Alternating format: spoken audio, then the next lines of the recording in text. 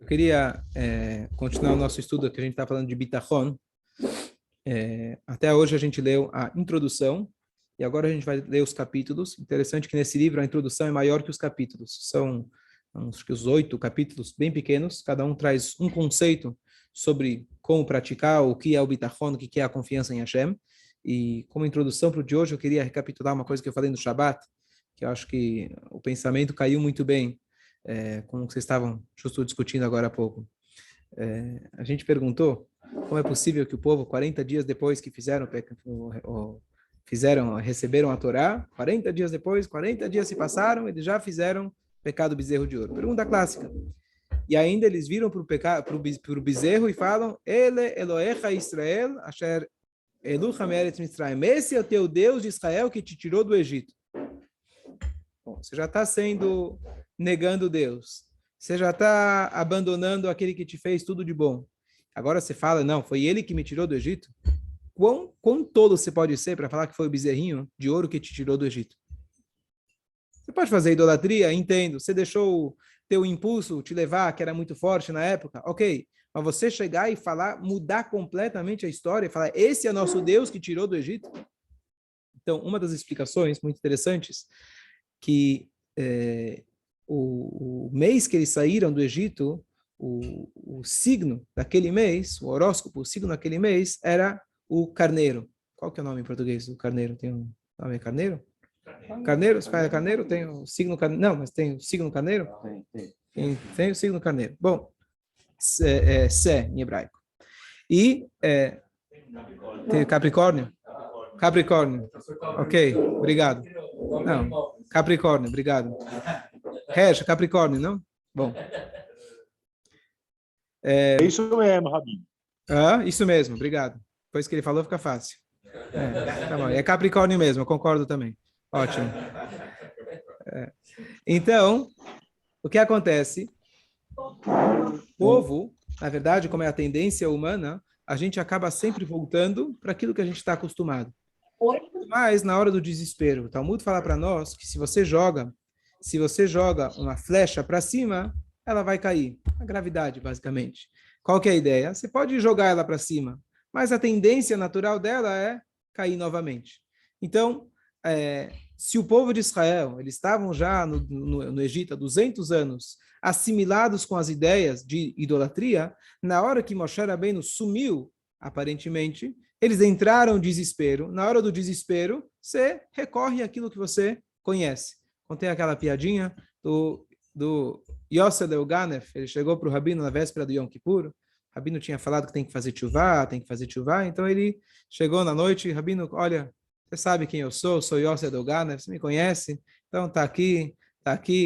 Começou a esvaziar os bolsos, tirar as últimas mercadorias que ele tinha adquirido.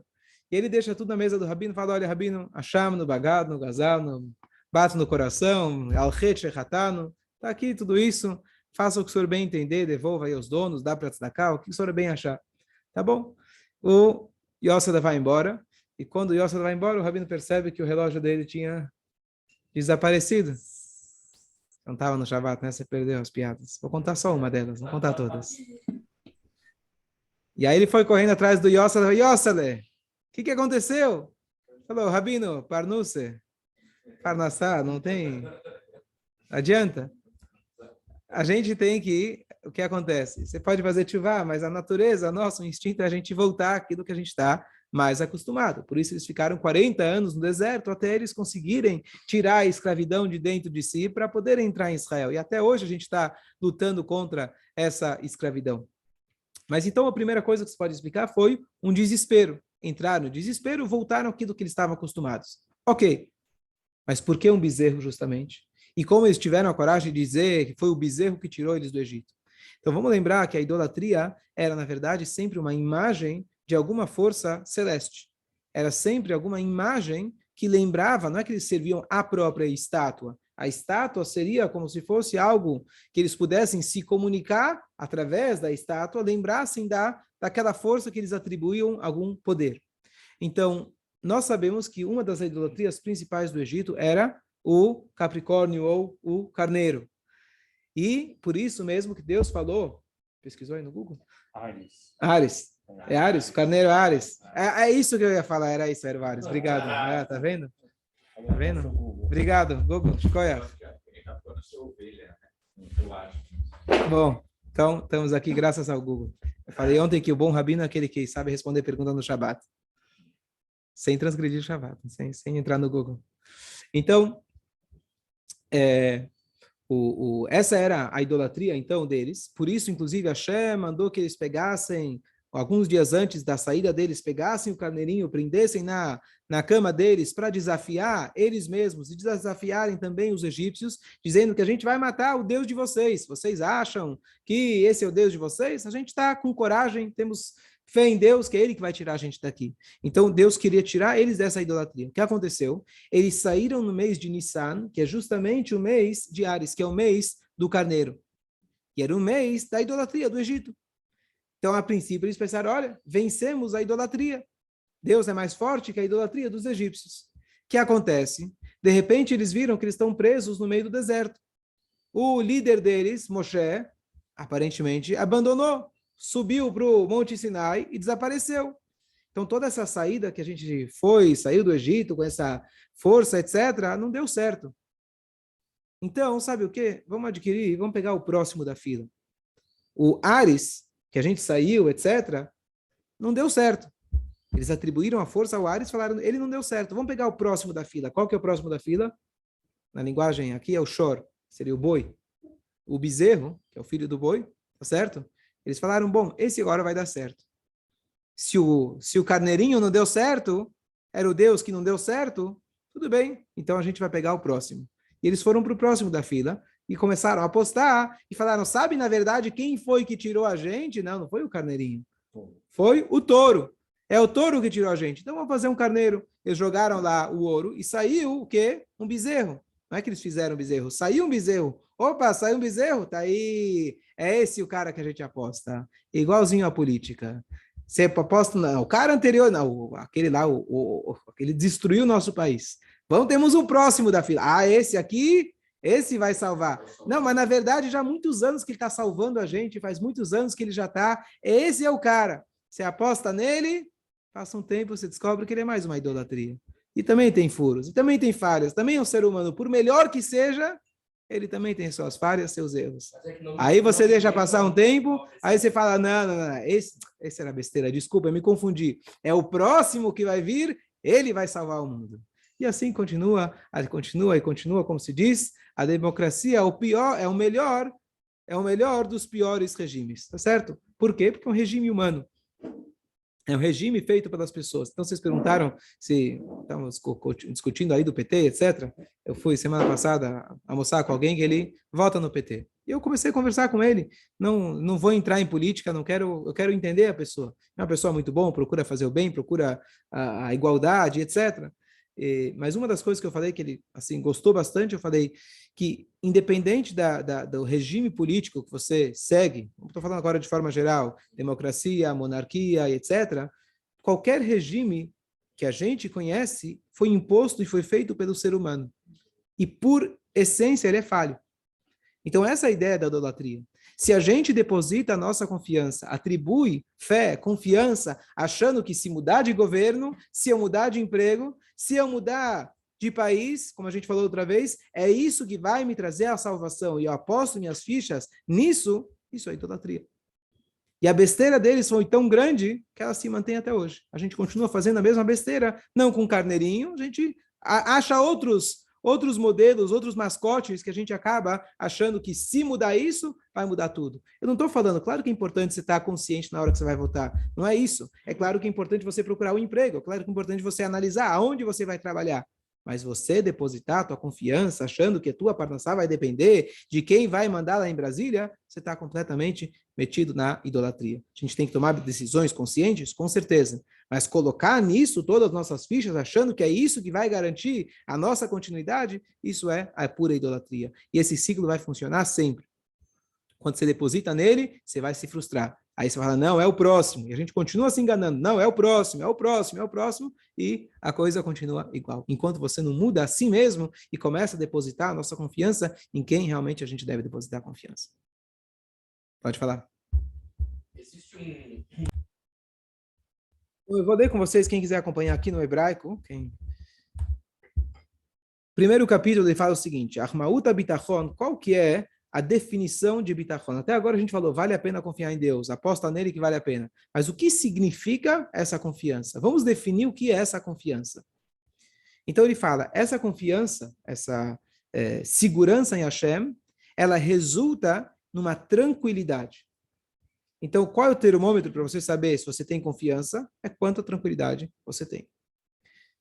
E o seu coração, então, o que você deve sentir? O seu coração ele deve estar samur, apoiado, completamente confiante naquele em quem você está confiando. O que você deve confiar nele? Eu confio em você. Eu confio em você que você vai fazer o quê comigo? Que você vai fazer o bem, vai fazer aquilo que é o melhor para mim. Naquele contexto, naquele assunto na qual eu estou precisando. Então, se é Parnassá, eu tenho a confiança absoluta em Hashem, que ele vai me ajudar a conseguir a Parnassá com sucesso. E por isso, se eu tenho essa confiança, essa convicção, o resultado é que eu estou tranquilo. Zero ansiedade. A linguagem que o Tânia traz para a gente é zero ansiedade. Chegar no nível de zero medo. Zero, literalmente. Se você tem um pouco, está faltando na tua confiança em Hashem. Se você está completamente confiante, você fica tranquilo. Aquilo que acontece, por exemplo, quando a gente tem uma ilusão que a gente agora está tranquilo. Você ganhou na loteria. Aí você fica por uns 3 meses achando que você pode estar tranquilo. Passa 3 meses, o estudo diz que você volta a ser igual, não muda nada. Por quê? É apenas uma ilusão. Então, aqui a gente está falando, você ter a confiança plena, absoluta, em quem vale a pena, em quem tem todo o poder, ele pode realmente trazer o bem para você e ele vai fazer o bem para você. Ele continua, segunda parte, ele continua dizendo, Aikar asher bavorou yabitachon mevoter, vimfkad lo yimotza bitachon, usheyeli bo batur bemi shiftach bo, sheyekayem ma she'amar, ve'aseh ma she'arav, ve'achshav alav atov. A certeza absoluta que Deus ele vai cumprir, se fosse uma pessoa, por exemplo, que ele vai cumprir a sua promessa, Deus não prometeu para mim individualmente que ele vai me dar para lançar, mas vamos apenas usar como paralelo. Se fosse uma pessoa, ele me prometeu, eu tenho a certeza absoluta que ele vai cumprir a sua promessa, ele vai fazer aquilo que ele fez e ele vai garantir aquilo que ele falou que iria te dar. Quer dizer, às vezes eu prometo para você, mas chega na hora não tenho dinheiro para te pagar. Então eu quero fazer, mas não consigo. Deus ele vai realmente porque ele pode cumprir aquilo. E aqui vem a frase principal desse capítulo,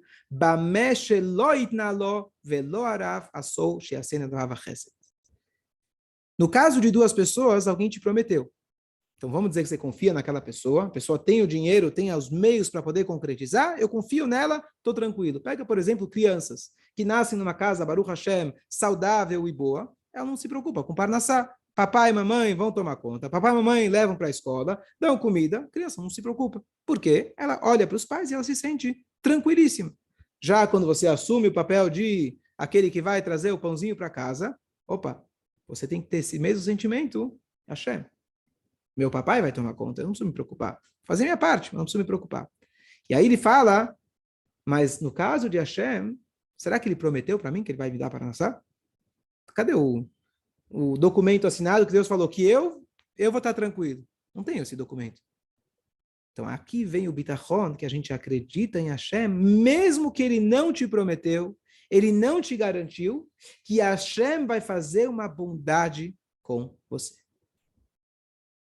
Quando se trata de Hashem, a gente não pensa e fala, olha, você me prometeu, olha, eu mereço, olha o que eu fiz hoje. Hoje, poxa, fiz certinho hoje, garante que eu... Não. A gente não confia em Hashem proporcional àquilo que a gente fez. A nossa confiança nele, que ele vai fazer por pura bondade e misericórdia. Por quê? Vamos deixar o porquê para depois. Mas a primeira coisa que é interessante é o seguinte. Vamos dizer que eu tenho méritos, tenho fichas com Deus. Então fala, olha Deus, vamos, uma troca boa, né? Eu sirvo você, você faz o que eu preciso, estamos bem, estamos de boa. Não é isso que está na Torá? Sirva a mim, você vai ter chuva, certo? Se você servir a Hashem dessa forma, número 1, você está num risco muito grande. Você não sabe qual que é a balança.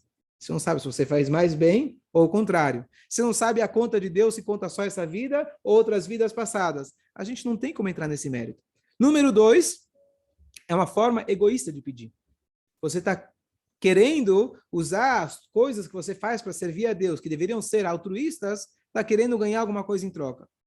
E número 3, você está limitando a bondade de Hashem ao tamanho da sua bondade. A bondade de Hashem ela é infinitamente maior do que tudo que você possa fazer na sua vida. Por mais que você fez mitzvot e nunca pecou, nem nessa vida, nem na passada, você não tem dívida nenhuma. Tudo que você fizer é um resultado de um ser humano fazendo algo que é limitado. Quando a gente vira e fala para Hashem, me dê da sua bondade, a bondade dele é infinita. Então, quando a gente confia nele, a gente não precisa ficar fazendo cálculos, mereço ou não mereço. É claro que quanto mais próximo eu estiver dele, mas se eu realmente confio nele, eu não vou trair. Se eu confio nesse cara, se são meus pais que me dão parnassá, eu vou trair? Se eu trair a confiança deles, então a coisa pode balançar. Claro que ele é meu pai, claro que ele sempre vai me dar. Mas, poxa, se ele me dá, eu deveria pelo menos fazer jus disso. Então, a lembrança aqui da bitachon é saber que a bondade dele é desproporcional àquilo que a gente faz. E é isso que a gente tem que pensar na hora do bitachon. Não pensar que eu mereço, não tentar criar na nossa cabeça, mereço, não mereço, tentar ser o juiz de nós mesmos, se eu mereço ou não mereço, simplesmente confiar nele. E com a bondade dele infinita, ele tem a possibilidade e ele vai fazer, eu vou meditar nisso, que ele vai fazer aquilo que eu estou esperando dele. Dúvidas? Fácil? Michel, o que você balançou a cabeça? O que você pensou na hora? Fácil é sentar na gelatina. Posso falar? Só um segundo, Mordecai. Você ia falar alguma pergunta ou não? Fala, Mordecai.